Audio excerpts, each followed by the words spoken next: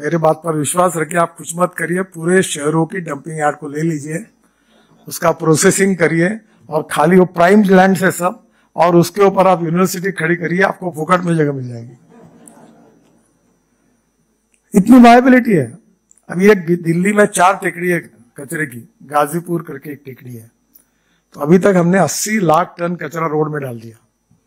जब शुरुआत में करना मुझे बोलता संभव नहीं है, दिल्ली मेरठ हाईवे बनाया तो अब सब कचरा चला जाता था। पर यही विद्वान लोगों की अच्छी भी बात होती है और चर्चा भी बहुत समय तक होते रहती है, तो निर्णय नहीं हो पाया। अभी वो निर्णय हुआ तो हमने 80 लाख टन कचरा रोड में डाला है, अहमदाबाद का डाला है, देश में डाला, और अभी 2027 तक इस देश में जितना कचरा है सॉलिड वेस्ट वो पूरी सेग्रीगेट करके हम रोड के अंदर डाल देंगे। ये हमने प्रोग्राम बनाया। सिंपल हुआ कि कचरे में वैल्यू क्रिएट हुई, तो कचरे में वैल्यू क्रिएट करना, ये टेक्नोलॉजी जो है ये आप ही लोग डेवलप कर सकते हैं।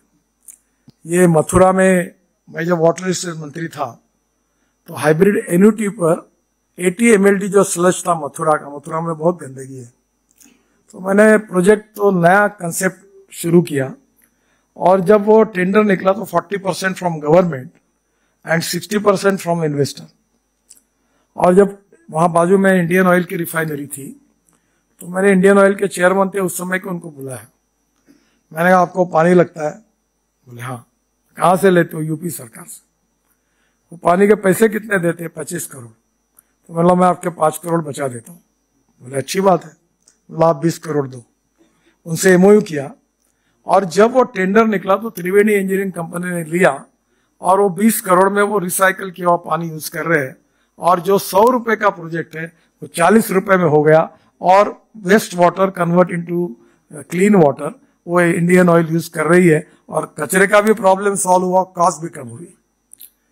अब कचरे को हाइड्रोजन बन सकता है, और hydrogen is a fuel for the future.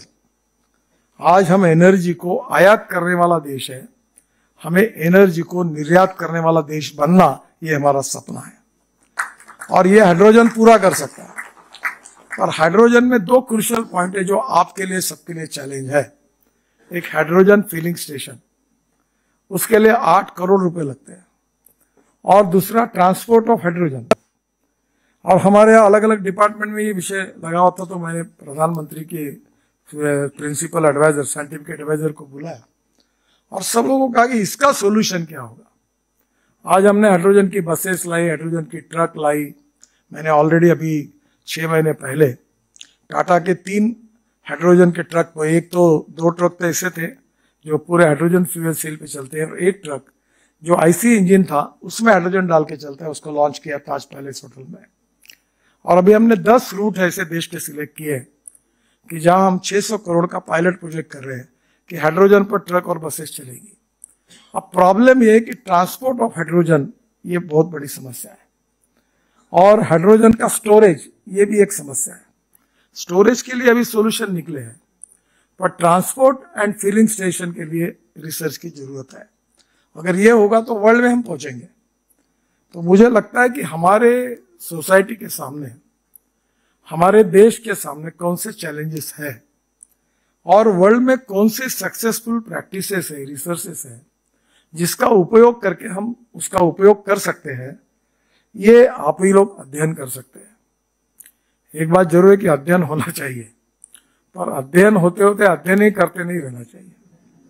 मैं हमारे सरकार में, मैं एक बाला साहब ठाकरे थे हमारे मुंबई में, तो मेरे ऊपर बहुत प्रेम करते थे। तो 55 उड्डान पुल मुंबई में बनाने का सौभाग्य मुझे, Worli Bandra sea link project, Mumbai Pune highway, बहुत तकलीफें होती थी, अड़चने आती थी, कोई ना कोई आके काम बंद करो ही बोलता था।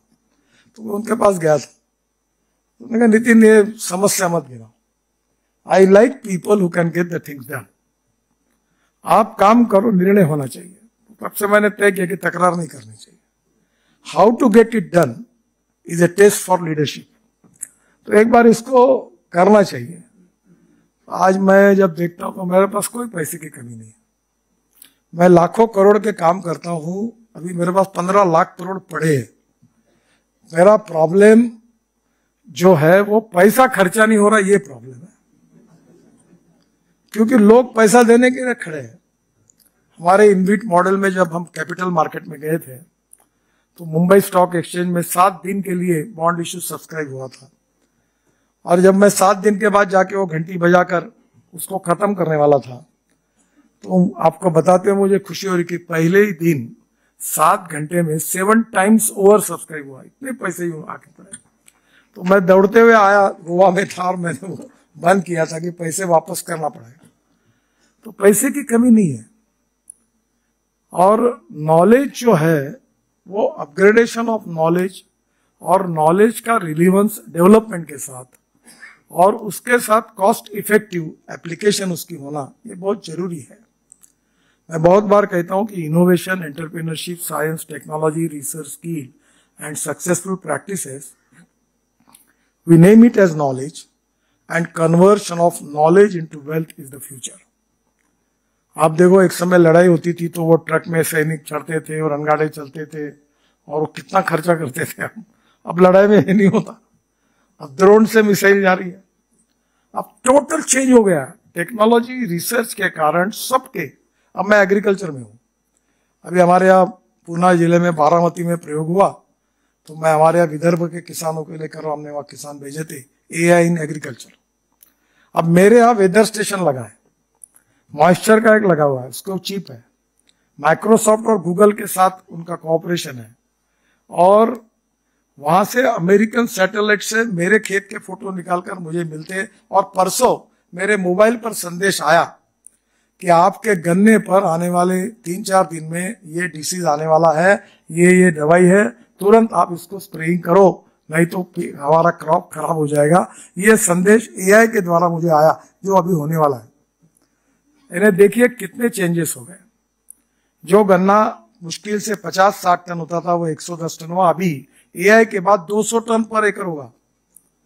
तो AI का तो सब जगह उपयोग हो रहा है। हमारे कंस्ट्रक्शन में भी काफी बातें आई है।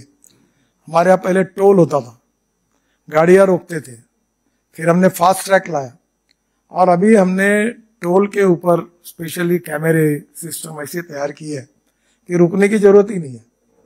तो लोगों को जो बताया गया कि इसके कारण कितना फ्यूल बचेगा, कितना टाइम बचेगा, तो मुझे लगता है कि देश की जरूरत क्या है, एक्सपोर्ट करने में कौन से रिसर्च से हमारा एक्सपोर्ट बढ़ने वाला है, जो इंपोर्ट हमारा होता है। अभी सेमीकंडक्टर की बात आपके यहाँ शायद मुझे विद्यार्थी बता रही थी, अभी सेमीकंडक्टर में हमने इतना प्रोडक्टिविटी बढ़ रही है कि मुझे विश्वास है कि आने वाले दिनों में हम वर्ल्ड में नंबर 1 पर जाएंगे।